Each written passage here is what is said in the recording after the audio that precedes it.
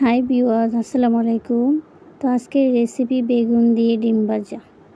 তো দেখেন আমি বেগুনগুলো এইভাবে কেটে নিচ্ছি। তো বেগুনের ভিতরে অংশগুলো আমি বের করে নিচ্ছি।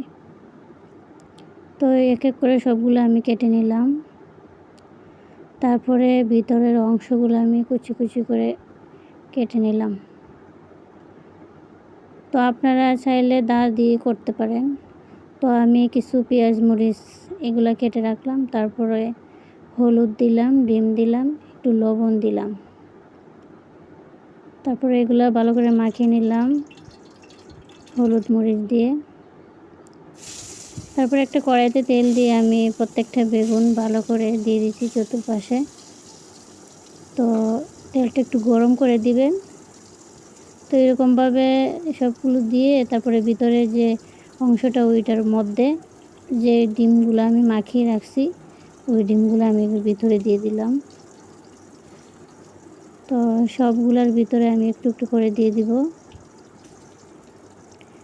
দেখতেই পাচ্ছেন, হ্যাঁ এরকমভাবে সবগুলোর মধ্যে দিয়ে দিবেন। দেখেন কত সুন্দর হয়েছে। তো আপনারা চাইলে এরকম রেসিপি বানাতে পারেন, অনেক স্বাদ অনেক টেস্ট হয় এই ভাজাটা। তারপর আমি ঢাকনা দিয়ে ঢেকে দিব এখন। হ্যাঁ ঢেকে দিলাম। তারপরে আমি চতুর্পাশ উল্টিয়ে নেব একটু একটু করে।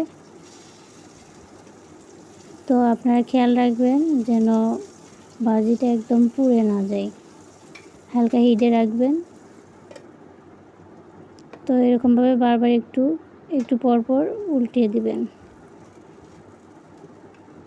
দেখেন কত সুন্দর হয়েছে। তো আমি একটু একটা একটা করে সবগুলো তুলে নিলাম।